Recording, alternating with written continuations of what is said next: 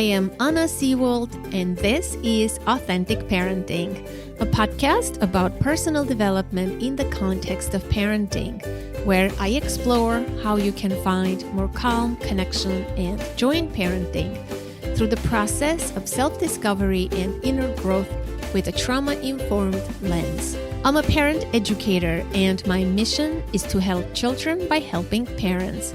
The motto of this podcast is raising our children, growing ourselves. Today, how to break away from overworking, overdoing, and underliving. In our go, do culture, obsessed with productivity, achievement, and high performance, we're constantly looking for the right tech, the right tool, the right system, quick fixes and hacks for optimization. The result? We are overstressed, overworked, dissatisfied, lonely, and anxious. In doing so, are we seeking an outside solution to an internal problem? Are you caught up in the hustle culture? Do you feel like you need to be forced to take a break? Are you addicted to productivity? Do you feel like you don't have enough time for completing the endlessly growing items on your to-do list, let alone having fun? Well, today we are discussing the importance of slowing down, embracing leisure, creating downtime, and simplifying. Simplifying our minds, our schedules, our days, and our lives. I am speaking with Celeste Headley.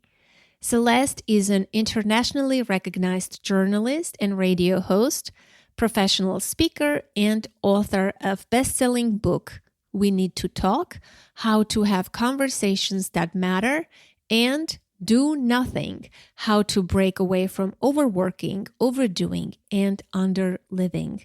Her latest is Speaking of Race, Why Everyone Needs to Talk About Racism and How to Do It.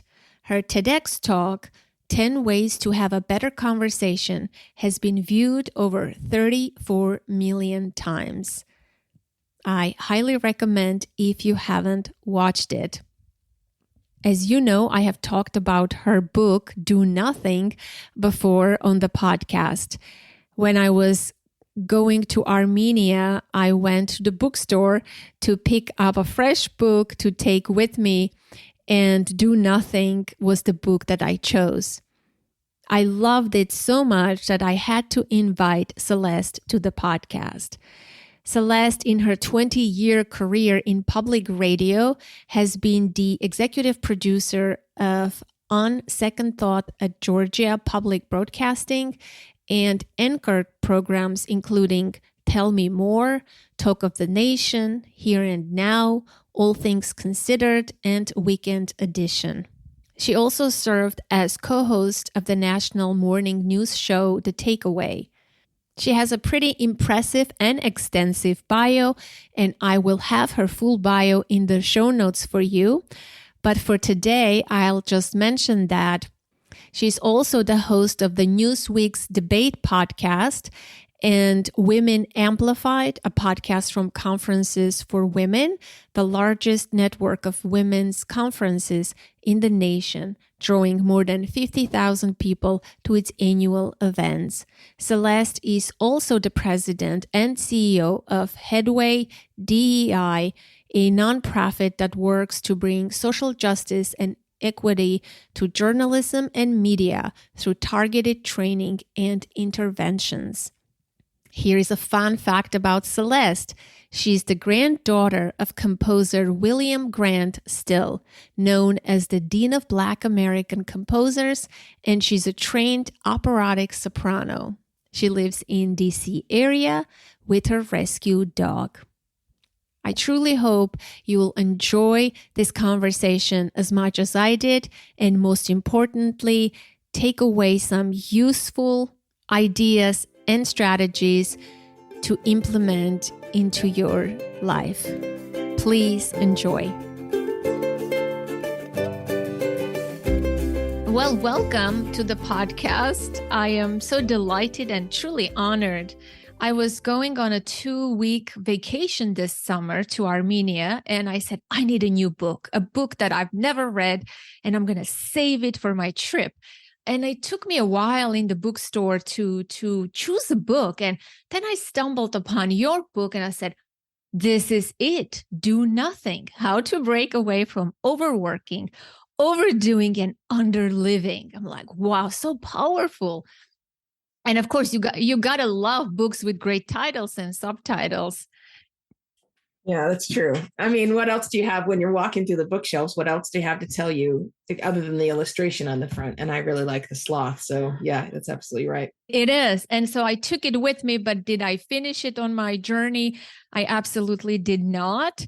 But I finished it here, and I was so excited to speak with you and share your message on the podcast. Of course, you share your story, how you were overworked and very busy and caught up in this treadmill of productivity, in this toxic culture of obsessed with performance, achievement, productivity, hacking everything. Let's hack our coffee. Let's hack our parenting, right? It's just, so I would love to know, I would love for you to share a little bit of that story, where were you and this whole journey, how it started originally. Do you have a story, or was there a moment of realization? I mean, there were several sort of escalating moments of realization. I mean, I wasn't trying to write a book. I was just trying to figure out what was going wrong in my own life, right? And I had started to reach the point of success where I was getting the things that I had already told myself I wanted. And yet my life was getting progressively less enjoyable. And I did not understand why. So I kept taking action. I would cut back on whatever projects I was doing. I would leave, cancel my membership in clubs, cancel magazine subscriptions so I wouldn't feel pressured to read them. And that didn't help. In fact, it was usually counterproductive. So as I started, following the advice of people saying, here's what you do, and it wasn't working, that's the point at which I said, okay, I got to figure out what's actually going wrong. And so when I say it was an escalating series of revelations, that's what I mean, is I kept doing trial and error until I realized, the problem is actually the fact that I feel this need to be accomplishing something every minute of every day. That's the problem. And solving that isn't about putting away my smartphone. It's not about taking time to take a walk, scheduling time for a walk in the woods. Like, it's deeper and much more difficult to shake than that. And that's when it became a book. I know. And I love how you went deep into the history and evolution. And that part was very illuminating to read. I'm sure you read through a lot of boring research to share all the findings with us. And it was quite interesting. You have a small passage in the beginning of the book that in 1932, people even already were dealing with this idea of overwork, busyness, the cult of efficiency. I just love that. Can you speak about that a little bit? Yeah, I mean, that comes, of course, from an essay that was written in praise of idleness, right? Almost 100 years ago, which is remarkable for me to think that people were already calling out for reform nearly 100 years ago. And yet, instead of making any positive changes, we leaned in harder to the toxic habits. But yeah, they were already saying that our priorities, our work habits, the fact that we were letting go of the things that truly brought about happiness and fulfillment and purpose in a human being's life, they were already eroding in the 1930s, right before World War II. And so then it became sort of a history question, right, of why didn't we make any changes? Why didn't this message cut through? And you're right, I had to read through a lot of boring stuff, but a lot of readers say, this blew my mind. And I understand, because it blew my mind, right? As I began to connect these dots, what was happening in politics, what was happening among the corporate leadership, what was happening in religion, what was happening in psychological therapy, even, telling people that you can solve this if you just work harder, right? You can earn your success. The reason you feel bad is because you're underemployed. You need to work harder. That was literally what therapists were telling people. And when I began to connect all these dots, it became clear to me that, of course, we didn't change for the better, because nearly every external message was telling us that the solution to all of our problems is to work harder. And that was coming from pretty much every source that people trusted in their lives. So, of course, we didn't hear that message in the 1930s or the 40s or 50s or any time. I'm hoping we hear it now, but that's kind of up. We don't know yet. Are people open, though, to that idea, even if we share the message? Do you think, like, what is your sense about that after, speaking to people or spreading the message of this book? Like, what's your sense? Are people convinced? I mean, not everyone. I get a lot of pushback, especially from executives.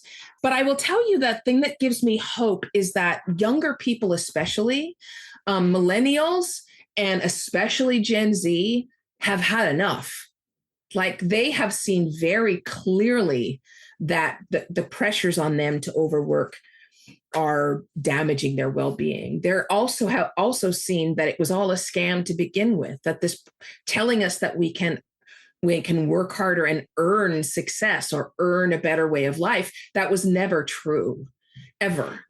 And so I think it gives me hope that younger people in particular are ready to lead a revolution. And I mean that literally, because the pressure to overwork, all of the messages that are coming through and operating on us on a subconscious level, that's not going to be something that any one of us can take on by ourselves. Like, we can make positive changes in our own lives and do what we can. But in terms of like actually changing the system, it's a little like racism in that it's going to take a concerted, revolutionary effort. Yeah, I'm so glad to hear that the millennials are open to that idea, because, like, for us, I am Gen Z, Gen X, and Sam are you? And so, and the people who came before us, somehow we tie our worth to our work, right? Our identity, our work becomes our identity. But this tying of the worth, I think, is what's bothering me a lot. And I think maybe millennials are not doing that because they were raised maybe differently, or maybe I don't know what the reasons are, but. I mean, I don't know either for sure, but I can give a guess, which is that it's super clear now. As Gen X, I think we resisted to a certain extent this idea that our work was our identity, but that's the way our lives functioned. Like, you can not like it, but that's the way it functions in life. That's how you get promotions, is by saying, I'm part of the work family, right? But the myth, the delusion that working harder makes you a self-made millionaire or whatever, it's so clearly a lie at this point. Like, they've pulled back the curtain and we can see the man pulling the levers. And I think that is way more true for millennials and especially Gen Z than it was for us in our generation. It has become blatantly obvious that it was a lie all along. That we were being manipulated, that people are still trying to manipulate us. After all of this went on with the pandemic, one of the biggest lies was completely proven to be false, which was that you needed to be in the office 8 to 10 hours a day, right? Well, the pandemic proved that was completely false. And our productivity didn't dip during the pandemic. And so now you have these executives who are saying, no, everybody has to come back into the office, at least 3 times a week or every day, or you're done, right? And so instead, everybody's quitting. They say, fine, people are short of workers. And this is what I mean when I say that the myth has been debunked. People know the truth. We can see the sausage making behind the sausage, and it's just not working. The same lies are not working anymore. Yeah. Well, yeah, the pandemic revealed so many things. Oh my gosh, it's so true. But yeah, I don't want to discuss that today. I want to really go into the things that I'm interested in. And the number one being that yummy, delicious train ride that you took in 2019.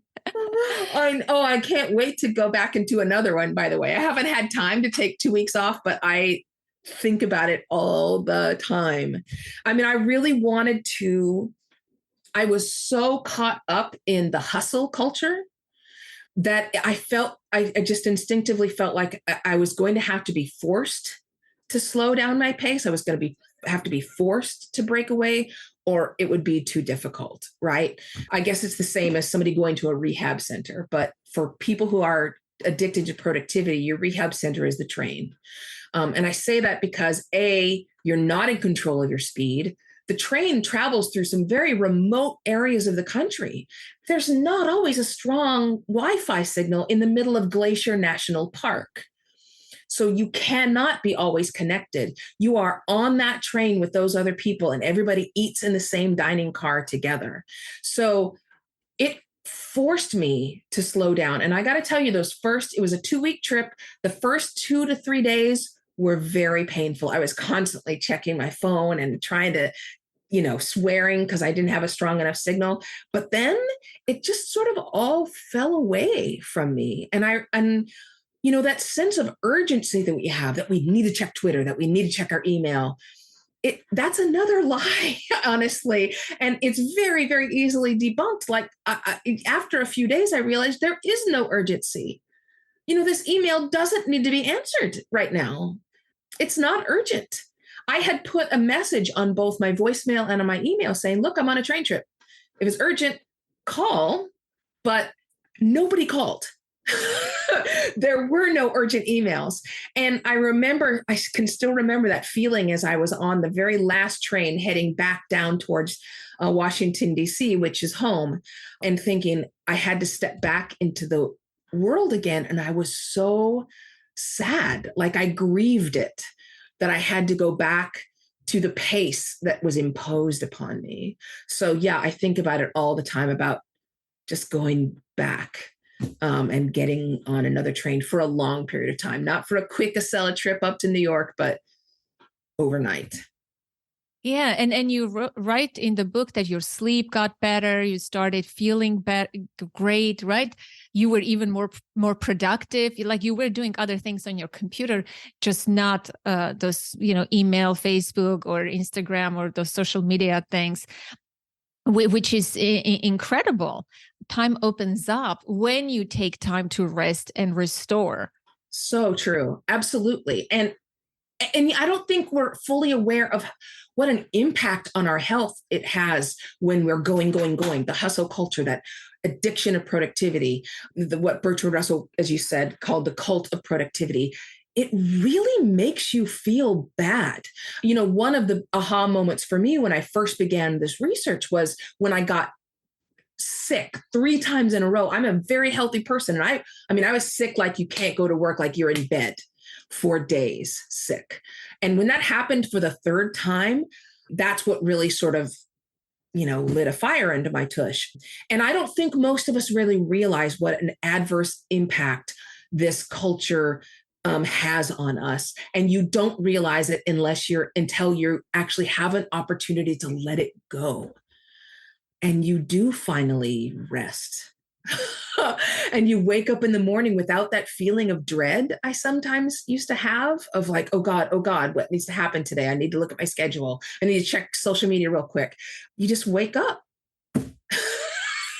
It's so nice. I recommend it.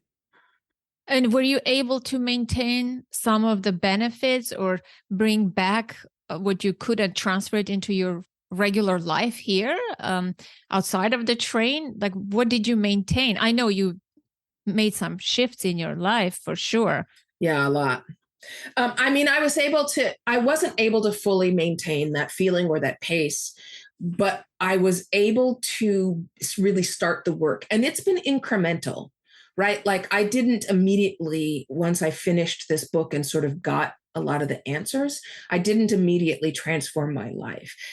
what I needed to do was start a little bit at a time. So I would choose one thing. Like I would say, okay, for the next month, I'm going to get into the habit of only checking my email, 3 times a day, morning, afternoon, and night. And then I would focus on that. And I would just sort of introduce one step at a time. And that eventually brought me to a much better pace. I'm still a work in progress. It's still not easy. There's still times when I sit down to watch a movie and feel guilty if I'm not also doing something else. But my life has gotten so much better. Just as an example, a couple of weeks ago, I woke up and I was just exhausted and I just did not feel like doing anything. Now, in earlier days, I would have said, get to work, Celeste, rise and grind, right? Get to work. You have stuff that needs to get done. But I've gotten much better at sort of heeding what my body tells me. And so I just canceled everything. And I was like, okay, I will start working again when my body has recovered. And it took 2 days. For 2 days, I did absolutely nothing. I mean, I took the trash out and brought the cans back in, right? Like just the basic substance. I fed myself. But other than that, I was a slug for 2 days. And then I woke up on the third day and I was ready to go again. I had recovered. I mean, that's just an example of the fact that I am so much better at honoring my body's needs, my mind, my mind's needs, my emotional needs now. Yeah, yeah, that's great. And this reminds me of Gabor Mate's book, when the body says no. The stress disease connection. When eventually your body speaks for yourself. You have to stop and rest. But this is also an American, I think, cultural thing. I'm not an American. I wasn't born and raised here, so I'm Armenian. My culture is different. And when I visited Armenia this summer, people linger, they eat meals and they enjoy. They're not obsessed about their work. They do work, but it's not everything to them like for Americans. Like work is everything, right? They prioritize in our country and in a lot of the European countries, relationships, socialization, leisure, downtime, travel.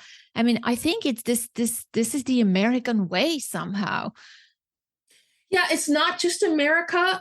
We're among the worst for a lot of the measures, but it's many of the English speaking languages or the countries that were based in culture and style on Britain, right? So it's the US, the UK, Canada, Australia, New Zealand. It's many of those countries. And it is true that many European countries, certainly Italy, many of the places like Denmark are much better at this. China, Japan, their measures are almost as bad, if not in some cases worse than the US. But definitely, I mean, I think that one of the reasons that makes this such a American problem is because American culture is so influential that for good or ill, we can pressure other people with whom we do business into adopting our habits. And in this case, that's bad. We are not a good influence in this particular way. It is true. I want to ask you about multitasking, which a lot of people think they are amazing at. and I think certainly you thought so too, but that myth was debunked. So tell me about multitasking. It's funny. We have a lot of research on multitasking. And one little nugget of research that we have is that the majority of people believe they can do it. They accept that human beings can't multitask because biologically, neurologically, we can't multitask, but they think they're the exception. So a lot of us think that we can multitask. And I just have to say very clearly and plainly, you cannot. You're simply asking your brain to try to shift as quickly as possible between two things. And when you try to make your brain do this thing that it is not evolutionarily designed to do, it has a lot of negative results. Our human brains are designed, the thing that we do best is deep thought. Like that's our unique power.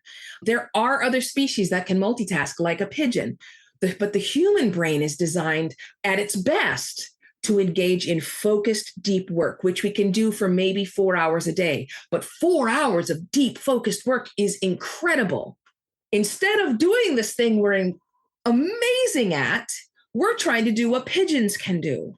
And it not only does not go well, the quality of your work suffers. Your work is way more likely to be riddled with errors. Your creativity goes down, your innovation goes down, you're shot with dopamine, you're going to feel more stressed, you're going to be more exhausted. And that also over time, it's possibly causing brain damage. Like parts of your brain are actually, like the hippocampus, are actually losing brain matter. And we have no idea if that's reversible. So you just have this entire huge, massive list of serious cons. And I haven't found any pros. I haven't found any. So we all have to stop. And we also have to realize that if you're on your computer and you have your email inbox up at all times, right? Your brain is thinking about that email inbox the whole time. Even if it's not visible, your brain knows it's open and it's devoting some of its energy to be ready to respond to a notification. Same thing as if your phone, which this is me being bad, my phone is within my vision, which means part of my brain is focusing on responding to an incoming notification. So this is not about shaming anybody. It's not about saying, oh, you're awful for doing this. No, it's about being honest with the way our biology works and working with our neurology and our biology and our physiology rather than constantly working against it. Yeah, I agree. And also there is the switch cost effect, right? Which Johan Hari in his book, Stolen Focus, I interviewed him. He writes about that too. We lose, it takes time for us to refocus and come back to the task that we were doing. And we've all done that. You're on the phone with someone, then you're checking social media, and then the person says, hey, Anna, you're like, yeah, I'm here, I'm listening. But in reality, you're switching your attention, your focus, and you're neither there nor here. But multitasking, I think you can do certain things together, but that's not multitasking. I don't know if that has a name. Like you can listen to a podcast and fold laundry. You can do the dishes and talk to someone on the phone. You can go on a walk and talk to someone. That's not multitasking, right? I mean, what's the name? Because you're not trying to use the same part of the brain, right? So the part of the brain that's required for being on a conference call, like we're on right now, is the same part of the brain that's required for me to read and respond to email. So that makes it not only am I multitasking, but I'm trying to multitask with the exact same part of the brain. So that's very bad. But also, being on a Zoom call and answering email are incredibly complicated and sophisticated. They're what a neuroscientist would call a high cost activity, right? They take a lot of energy. They are difficult. And so that makes it much, much worse. If you're just doing the dishes, you don't really need to think about it. It's probably something you've done a ton of times before, and you can go on automatic thinking, right? I don't know if you've ever driven home from work and you get home and you don't actually remember how you got home. Like that whole part is sort of blanked out, like you're home, but you don't remember the drive. That's because it's on automatic. You're on automatic pilot. Like your automatic thinking is doing the work for you. That's fine. And then you can have your phone call with your friend. But being on a Zoom call and trying to listen in while you're checking email, they literally use the same parts of the brain. So you are not doing both. You think you're doing both, but you're not, and you are exhausting yourself. You're talking about Johan Hari's note about how long it takes us to recover. One psychologist estimated that we lose up to 40% of our productive time to those switch costs, those fractions of seconds that it takes us. Well, it takes us fractions of seconds to switch from one tab on our browser to another, but Johan is correct. It takes even longer than that, sometimes 10 to 15 minutes to recover our focus. So you're losing a lot of time. Yeah, I think he said 23 minutes, if I'm remembering correctly. I mean, I read the book like in January. But also there's the myth that women are great at multitasking. And you did talk about the busiest gender in your book, which I love. That's another myth. Yeah, it is. And part of the reason there is this myth is because women are required to do so many things, right? throughout history, women have had to be parents, which I don't know if you're a parent, but if you're a parent, you have to be an expert in a lot of different things. And they're working. I mean, women have to, the variety of tasks women have to accomplish over the course of a day is mind boggling. And very often women do it. Why? We've had to.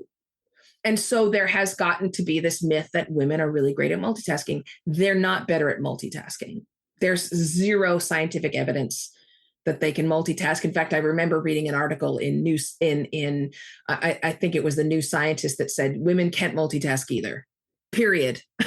I know people don't want to hear that. I know many people don't believe it, but it is true. You're doing yourself harm.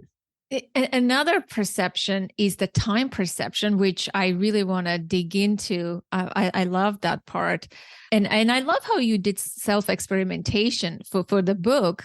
You didn't just write a book based on research. You actually applied, did the experiments and reported back. So I would love for you to talk about the perception of time, how we get it wrong, and talk about your time tracking and what realization did you have?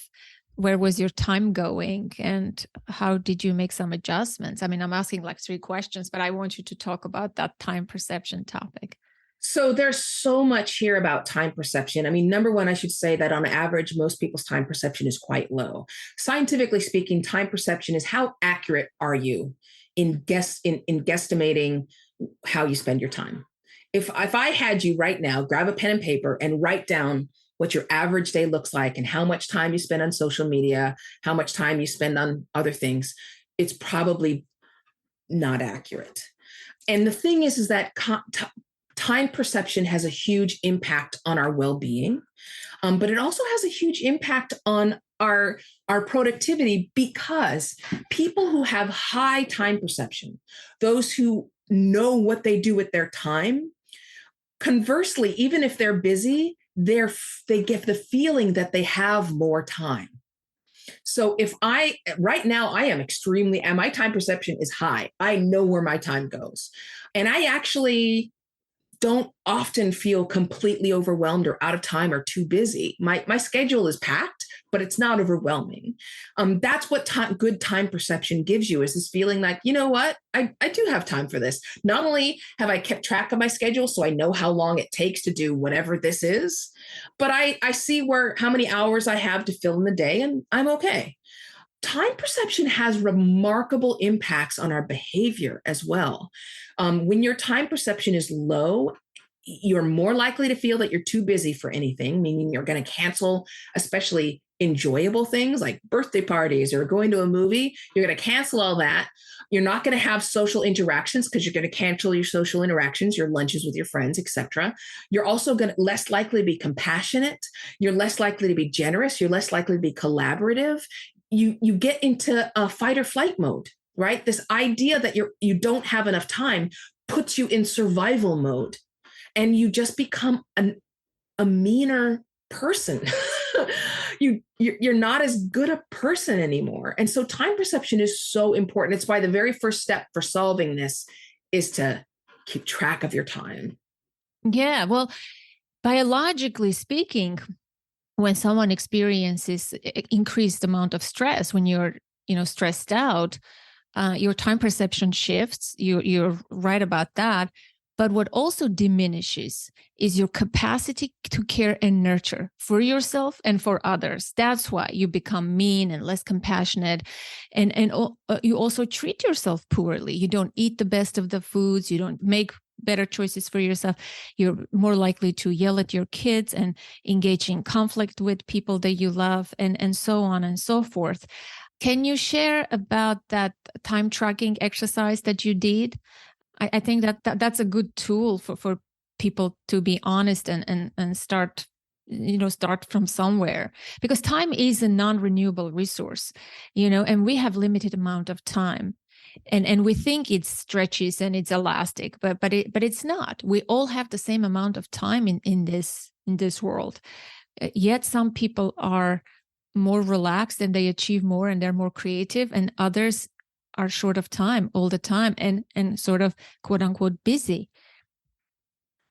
Yeah, so this is the simplest, most inexpensive exercise ever, and the return on investment is massive because all you have to do, and I did it, I think for like 3 or 4 weeks. It's been a while now, but I think I did it for almost a month.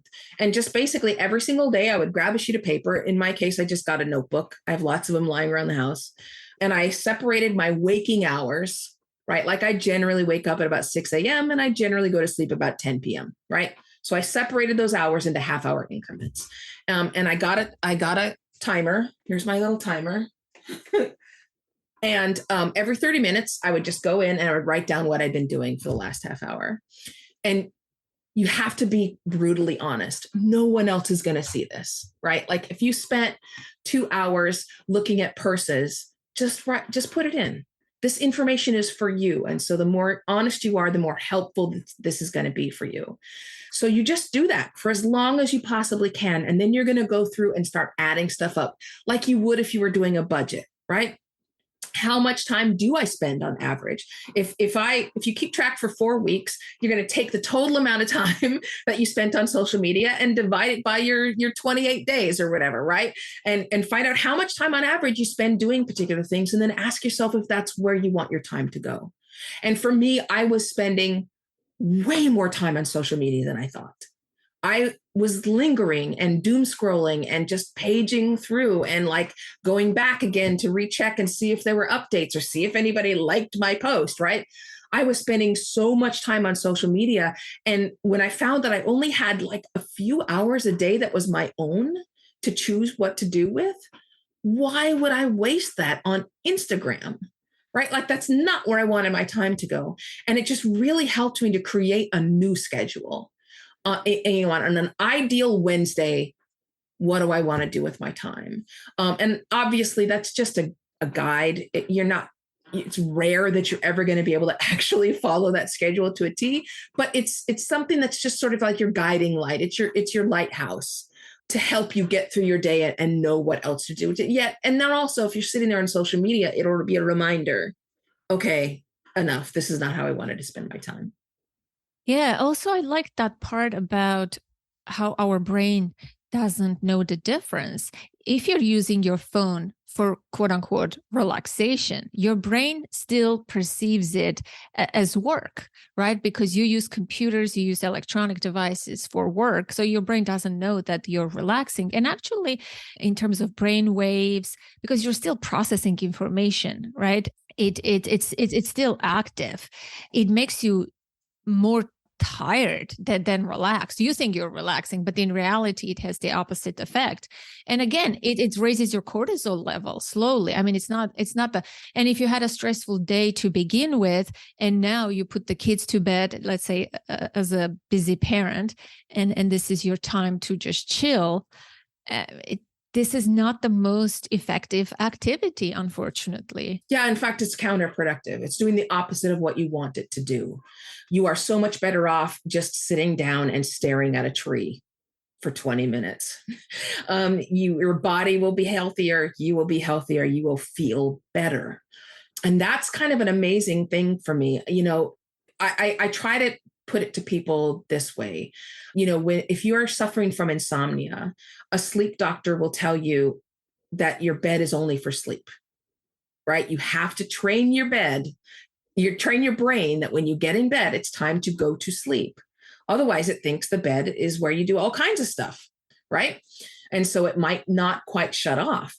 Well, the same is true with our devices, that because our brains associate that device with work, you don't want to be using that device in any corner of your house or your life where you want to be relaxed. And this has been the problem with the pandemic, right? Because many people were able to work from home and they just picked up their laptop and moved to every corner of their house, training their brain that every corner of their house was for work and that their brain needed to be on alert to at least some extent. They essentially were putting themselves on 24-hour call to where they weren't working from home anymore. They were living at work.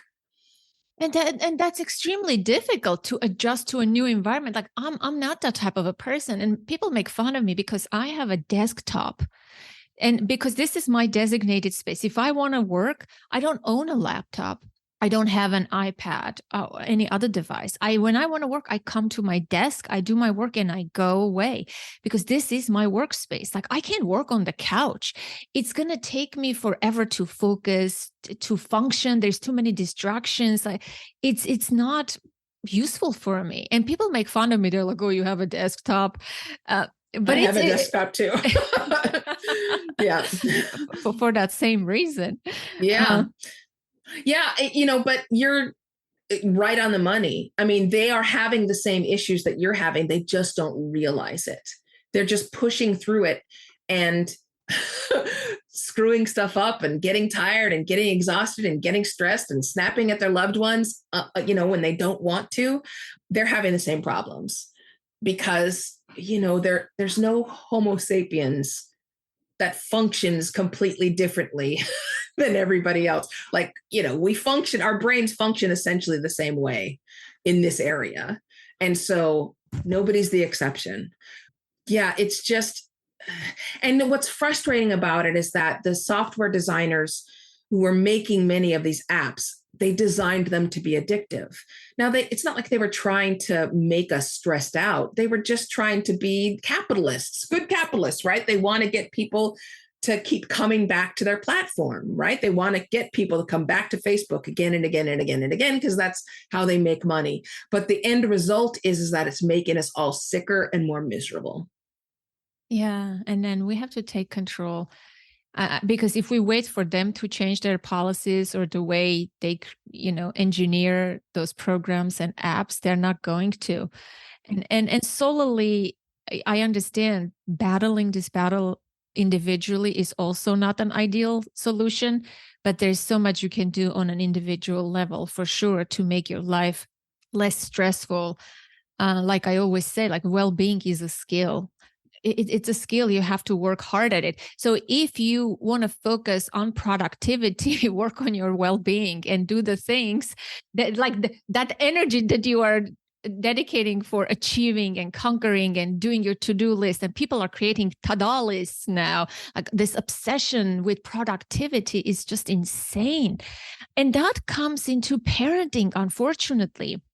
A lot of people who are used to managing projects, working in teams and achieving goals and having measurable, attainable goals, they become parents. But parenting, there's nothing to measure. And they're very shocked at first and confused. And parents have a hard time with that because if I can't measure this parenting thing, whether I'm doing good or bad, or how am I doing at all, because parenting is all about being, right? A lot of parents have a hard time. They have a split, especially those overachievers and productivity people have a very hard time. I don't know. You are a parent. Did you struggle in that area? Like, did you, you're right about that. Yeah, you did treat parenting as a project too, or your child. Can you say a few words about that? Yeah, you create these checklists, right? Like they have all these guides telling brand new parents of an infant what they need their kid to do by high school graduation in order to get into competitive college. Those exist. And it becomes a checklist. I think that a sociology professor said that parents are so afraid of doing less than than other parents are doing that it becomes like an arms race, right? People are building up these children, and the children aren't kids anymore. They're walking resumes.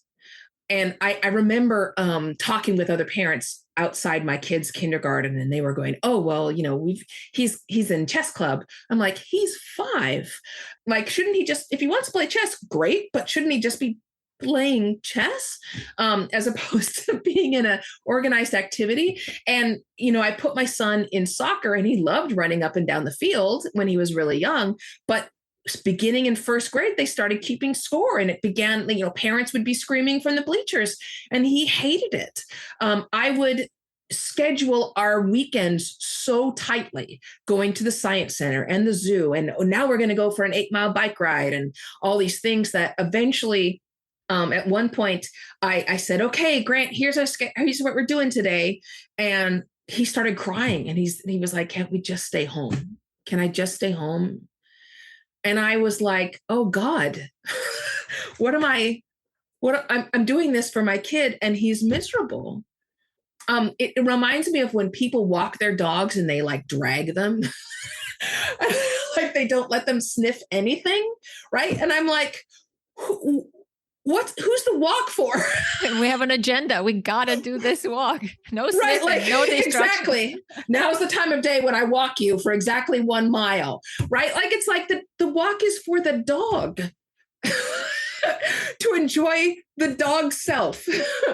And it's the same thing with our kids. Like all of that helicopter parenting that people did, again, was counterproductive.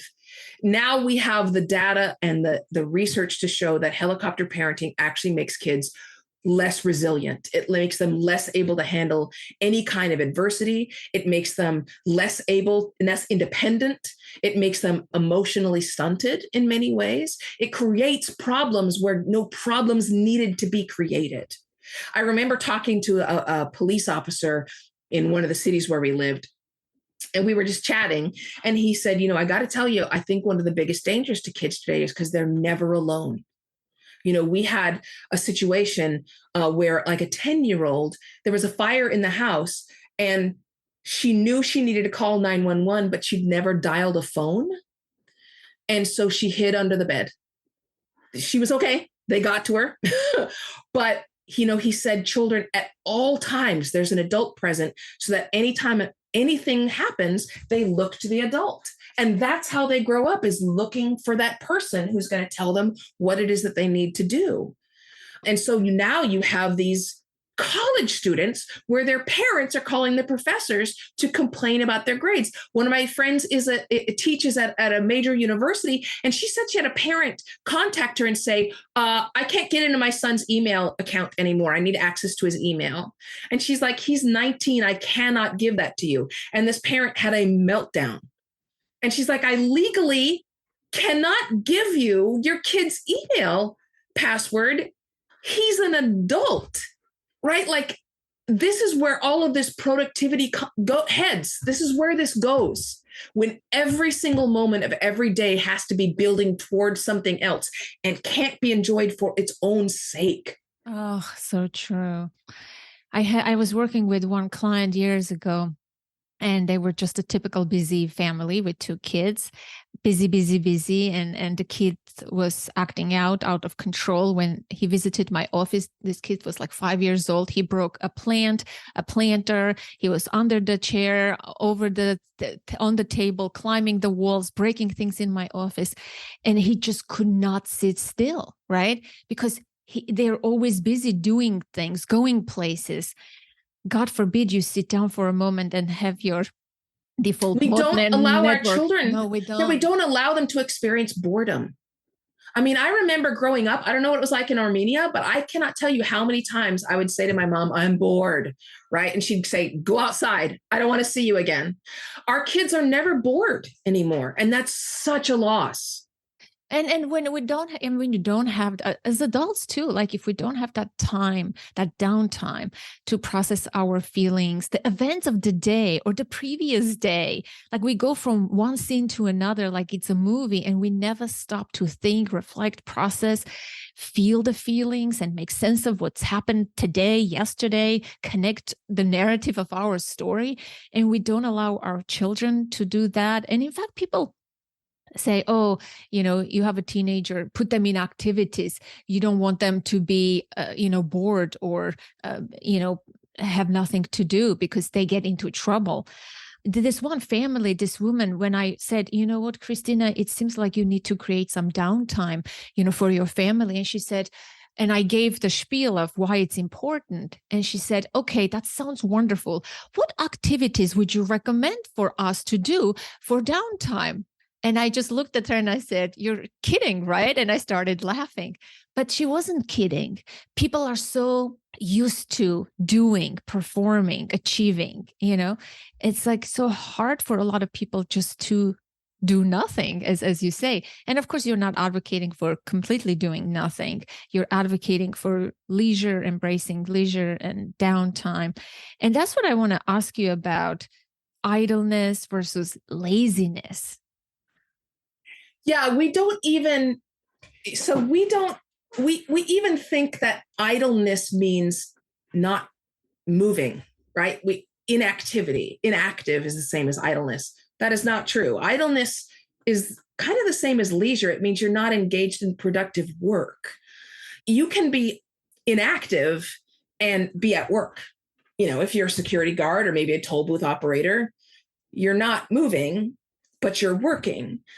Idleness, leisure, it just means you're letting things come as they will. You're doing what you want. You're not trying to produce anything.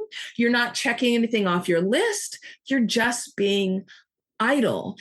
Now, to move on to laziness, as soon as I say idleness, I am stunned by how many people immediately respond that they don't like lazy people or they don't like being lazy.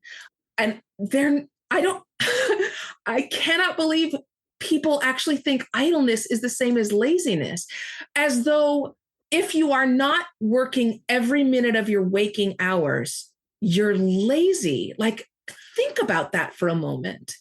If I sit down and read a book that's not enhancing my brand or is not something I can post about on social media, I'm lazy. If people are watching a show, I mean, this is what it gets me, like when people talk about their guilty watching. It's like, what? Why should you feel guilty about whatever it is watching? The purpose of the watching is to enjoy yourself.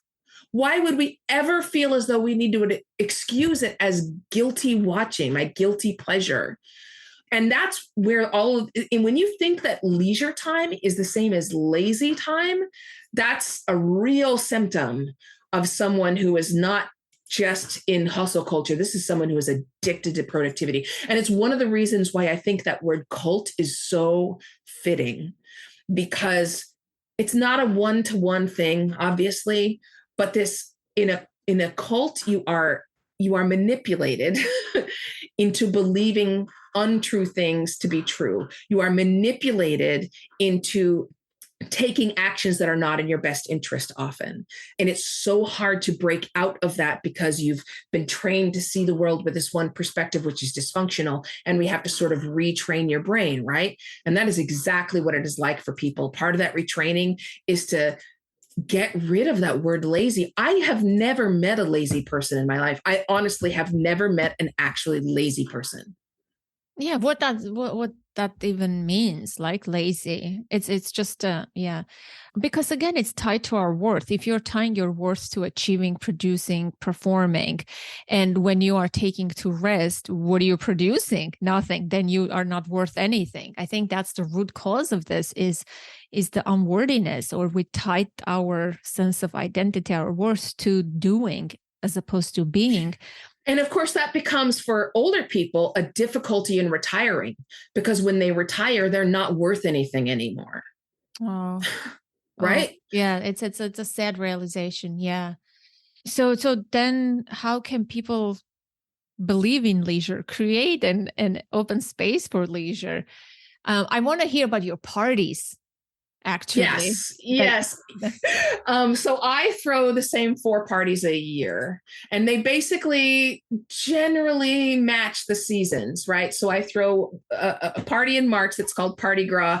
I throw a party in the summer that's called Midsummer Night's Drink. I throw a party for Halloween called Cheers for Fears, and a party for Christmas that's called Lou the Christmas. It saves a lot of money because I can essentially just use the same decorations and add to them each year. But they're pure joy for me. It's so much fun to come up with the themed food and to design cocktails. This year, for the first time ever, I hired a bartender, which was totally fun. And not only that, but my friends, I'm giving my adult friends a reason to dress up in costume, which adults rarely get to pretend to try on other identities, right? So they get to dress up in costumes. They get to enjoy all these just really fun things and just do fun stuff. Nobody has their phones out. Everybody goes home with food. It's just, that's the whole purpose of it, is just to enjoy ourselves.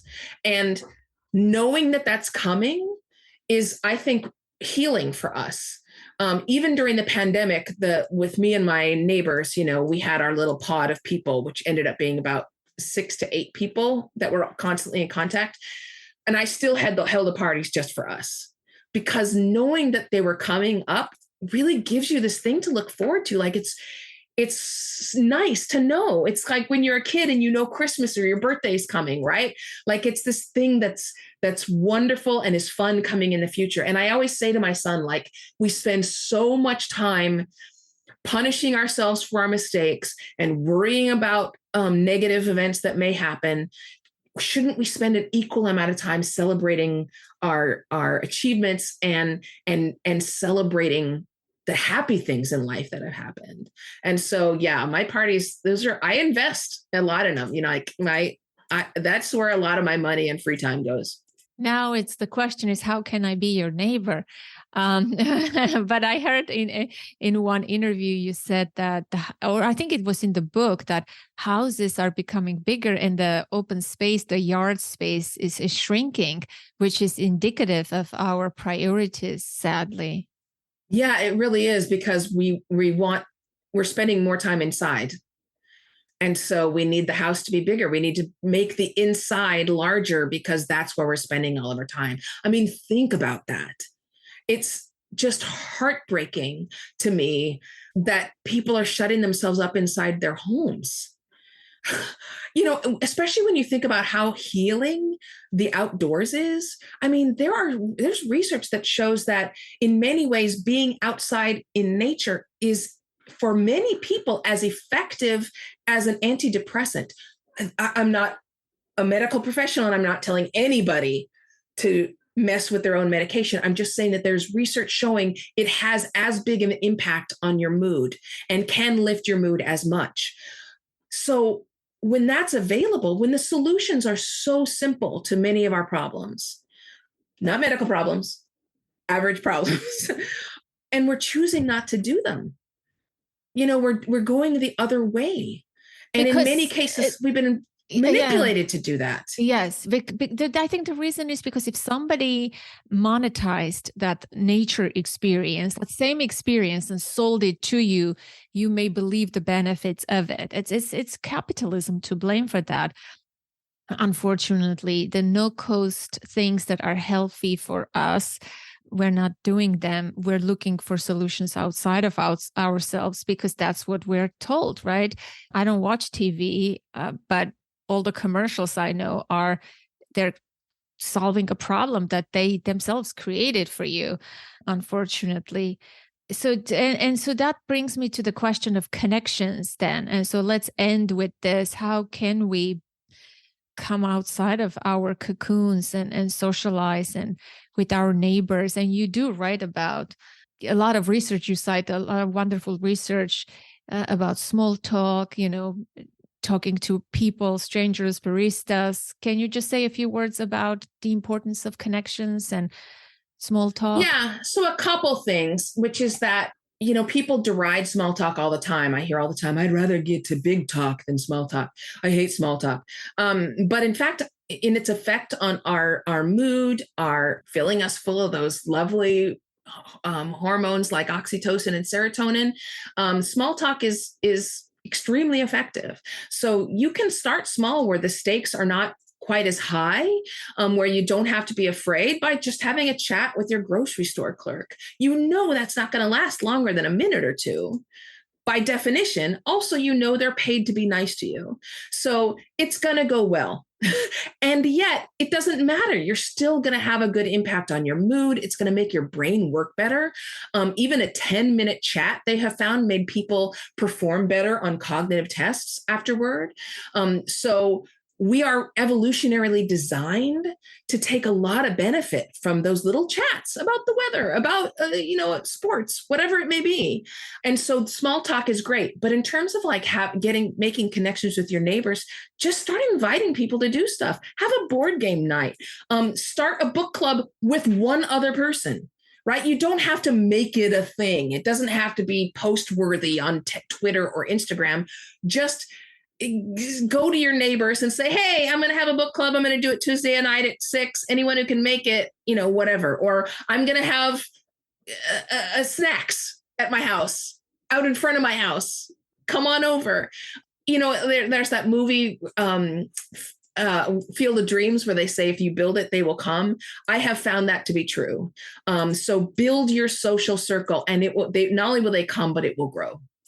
Yeah, amen. I agree. What were you for Halloween this year, since you love costumes and playing and parties? I do. And I dress up for all the parties, by the way.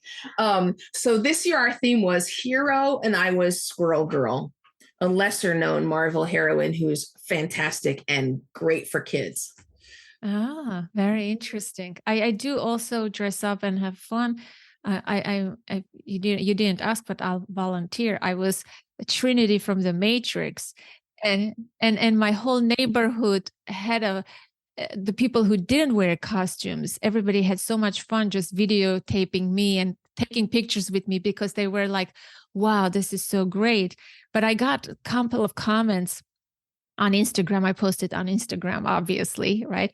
That's the only social media that I use, but I posted my pictures, and a few people said, "Oh, it seems like you're doing amazing, Anna. You have this Halloween thing down. My life is like a mess. Since the pandemic, I haven't found myself, or waiting for the kids to go to school." Like, and they gave me this like down, like a negative message. But I'm like, I don't want to justify, but my life is also not perfect. I have issues, but I prioritize fun, socializing and playing, because that's helpful. That's healthy. Um, And it's going to make them better prepared to cope without all that other stuff they're talking about. I agree. But how can we convince people that, actually investing in leisure and downtime is good for you? You don't have to be busy all the time. Like, what is your final message if you were to shout out this final message, or whisper into their ear of the listener secretly? Maybe what would that be? So here's what I would say. I would say for most of 300,000 years that we've been on this planet, we lived a certain way in which we lived in a rhythm. We would do intense work, and then we would relax. We would take in the harvest. We would celebrate the harvest. All of these changes that made us think that we needed to be working all the time, on the historical scale, they're really recent. They only happened 2 or 300 years ago. And because they were recent, we can change it back. We lived really healthily by pulsing in our lives, letting that pendulum swing back and forth. And this current state of being is imposed upon us. It's artificial, it's external, and it can go back. This is not the way it has to be. It's not the way it's been. It's not the way it has to be. I mean, I don't want to start a whole new conversation, but you talk about your grandmother, that you did that experiment one day. You didn't want to cook, and you measured, like, you have all these cooking devices and things in your kitchen that your grandmother didn't have. Yet your grandmother did so many things, and she was part of the club, and she was baking. I can say the same thing about my grandma. She raised 5 kids. She worked at the factory, and she had a farm, and she was milking the cows, and she was socializing with her neighbors, and baking bread and making pasta from scratch and saving for the entire winter. And probably didn't have a microwave or a dishwasher. Yeah. Right. And used to do laundry by hand. And I'm just like, wow, like our lives are getting better, sort of, right? We have all the cleaning robots and, laundry machines and everything. But like, what's wrong? What's going on? Like, something has to change. Every time they sell us one of these products, they sell it to us saying it's going to save us time. So my question for everyone who's listening is, where did that time go? If you got a dishwasher and that saves you time every week, and I'm sure that it does, what happened to that time, right? you probably reinvested it and started doing more work with it instead of actually relaxing. We were promised time to relax. And then we were pressured to not use that time to relax. So, add up all the free time you're supposed to have every week and then take it. Be in charge of your time, how you spend your time, and don't let people steal your focus, your attention, and your time. Right? Yeah. But listen to the podcast. Thank you so much, Celeste. I really enjoyed talking with you. I love the book. I highly recommend. I put it in my best books I've read this year list, which I reveal at the end of the year for my followers and listeners. And I have to say, I have read some incredible books this year. One of them, as I mentioned, was Johan Harris' book, Stolen Focus. And I just love your book, which I accidentally picked up, but it happened to be an amazing read. I read it twice. I recommend it to my overworking, busy surgeon neighbor who is taking charge of his schedule and making changes thanks to you. A few months ago, I recommended the book, and it does make a difference in people's lives. Thank you for being who you are. You're an inspiring woman, and I love chatting with you. Same, back at you. Thanks for having me on. I appreciate it. That concludes today's conversation, my dear listener, and I hope you enjoyed it. What's your biggest takeaway? Did you find it useful? How can you apply what you gleaned from this episode into your own life? I absolutely love hearing from you. I welcome your feedback, comments, and questions. You can send me a note to the email info@authenticparenting.com. You can call the number 732-763-2576 and leave a voicemail. And for international listeners, there is a free tool on the contact page of my website. Go to authenticparenting.com/contact and send me your audio message. If you want to connect with your fellow listeners from around the world, generate conversations about the topics of the podcast, share your thoughts and takeaways, please join our Facebook group, the Authentic Parenting Community, a positive and supportive space for conscious parents just like you. If you need ongoing parenting support, I offer bi-monthly free support calls for the members of that community. Another great reason to join our Facebook group. And finally, if you love the podcast and find it helpful, you can support the show on patreon.com. With a small monthly contribution, you can make a big difference. It takes a lot to create and produce this podcast, and your support is invaluable. Join other active members who believe and support the work of authentic parenting. To learn more and choose a level of support, go to patreon.com/authentic parenting. Again, patreon.com/authentic parenting. You can find the show and follow it wherever podcasts are played. Apple Podcasts, Google Podcasts, Spotify, Amazon Music, Pandora, and elsewhere.